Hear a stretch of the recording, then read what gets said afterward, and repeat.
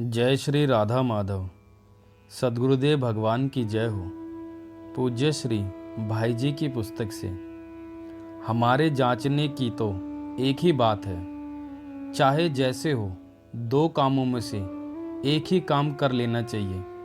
या तो इस संसार को सर्वदा भूल जाएं तथा मन के सामने निरंतर श्री कृष्ण, श्री राधा, श्री गोपीजन और श्री वृंदावन ही नाचते रहें, अथवा जहाँ जहाँ दृष्टि जाए वहीं वहीं दृढ़ भाव, कभी भी नहीं टलने वाला भाव हो जाए कि जो कुछ दिखता है, जो कुछ सुनाई पड़ रहा है, सब कुछ श्री कृष्ण है, सब उन्हीं की लीला है। दो में से एक हुए बिना मन का राग द्वेष मिटना कठिन है, और जहाँ तक राग द्वेष है वहाँ तक शांति मिलना कठिन है। इन दोनों में अत्यंत सहायक होता है निरंतर नाम का अभ्यास। पर सब बात इसी पर निर्भर है कि हमारे जीवन का एकमात्र लक्ष्य भगवान बन जाए। यह ठीक ठीक समझ लें कि जब तक कोई और लक्ष्य रहेंगे तब तक रास्ता कट जाने पर भी वह स्थिति सामने आने में बहुत विलंब लगेगा और जीवन भर कुछ न कुछ अशांति बनी ही रहेगी। एकमात्र लक्ष्य भगवान हो जाए तथा फिर जो भी चेष्टा करें वह यह ध्यान में रखकर करें कि यह चेष्टा मुझे अपने लक्ष्य में गिराने वाली है या उठाने वाली है, तब फिर रास्ता बड़ा शीघ्रता से कटेगा। उदाहरण के लिए, आप अमुक जगह गए, वहाँ जाकर दिन रात में आपने अनेकों चेष्टाएं की, खाया पिया, घूमे, सोए, लोगों से मिले। अब विचार करके देखें कि आपने जो भी चेष्टा की है उनमें कौन सी चेष्टा किस उद्देश्य को लेकर की है। आपने रास्ते में किसी सज्जन से बात की है। अब बात करते समय आपका एकमात्र लक्ष्य यदि श्री कृष्ण होंगे तो आपके मन की दशा दोनों में से एक प्रकार की होगी। या तो आपको उक्त सज्जन के रूप में श्री कृष्ण की अनुभूति होगी और बात करते करते आप आनंद में मुग्ध होते रहिएगा, अथवा मन बिल्कुल उपराम रहने से उस समय ऊपरी मन से तो आप बात करेंगे और भीतरी मन आपका श्री कृष्ण के रूप में गुणों में, लीलाओं में लगा रहेगा। ऐसा ना होकर यदि आपका और कुछ भाव रहता है तो साफ साफ यह बात समझ सकते हैं कि आपका लक्ष्य श्री कृष्ण नहीं है। देखें, दिव्य वृंदावन से सुंदर यह स्थान नहीं है। दिव्य वृंदावन के महलों से अधिक सुंदर यहाँ का कोई भी भवन नहीं है। पर जब आपका मन इस भवन के देखने पर चलता है तब फिर यह समझ लेना चाहिए कि अभी तो यह वृंदावन देखना ही नहीं चाहता, क्योंकि यह नियम है कि लक्ष्य श्री कृष्ण हो जाने पर दिन रात मस्तिष्क यही सोचता रहेगा कि यह कैसा वह रास्ता तय होगा। उस समय यहाँ का भवन आपको सुहाएगा नहीं। हाँ, यदि यह भाव हो जाए कि सब कुछ श्री कृष्ण की लीला है तब तो कुछ कहना बनता ही नहीं। पर इसमें एक भी सावधानी की आवश्यकता है। बढ़िया बढ़िया चीज़ों को लीला मान लेना आसान है। परीक्षा तो तब होती है जब गर्मी पड़ रही हो, पानी मिले नहीं और मन भीतर से कहे कि यह भी श्री कृष्ण की एक लीला है। खूब ठंडाई पीने को मिले, मोटर घूमने के लिए हो, हाथ जोड़े सेवा करने वाले खड़े हों, उनमें श्री कृष्ण की लीला मानना सरल है।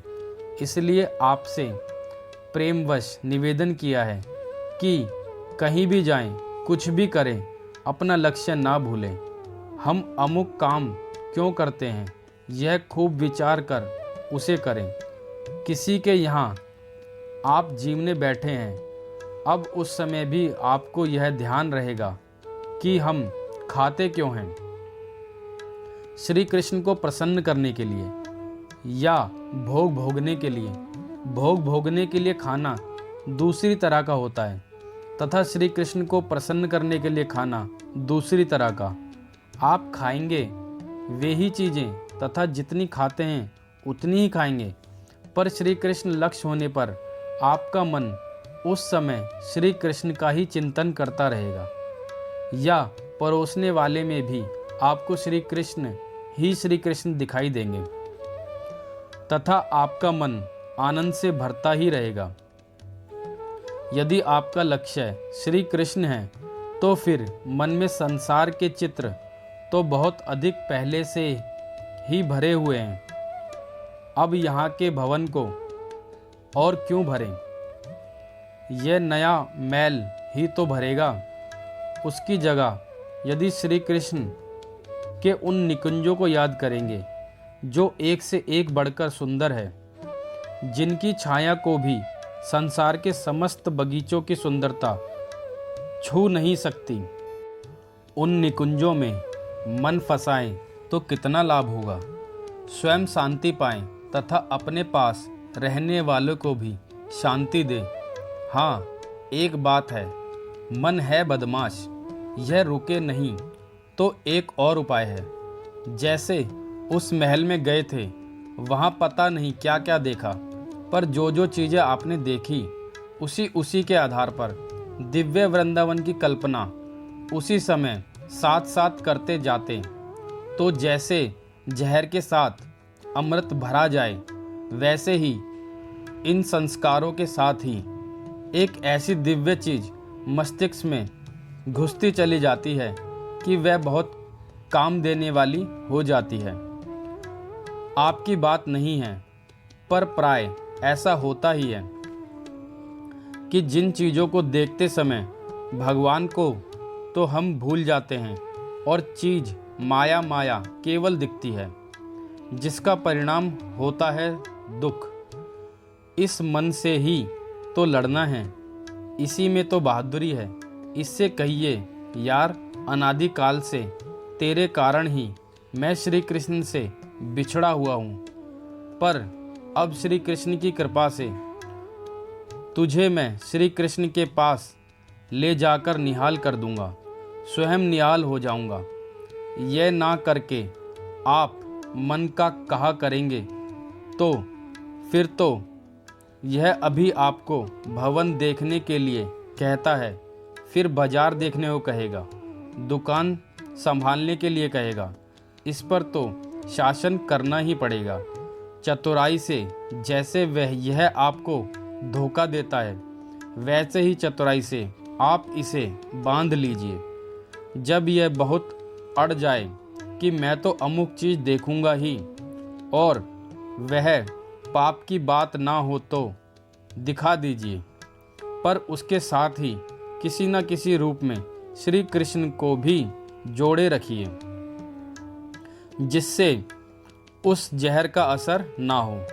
अत्यंत प्रेम से कहता हूँ, कोई बात अनुचित हो तो क्षमा कीजिएगा।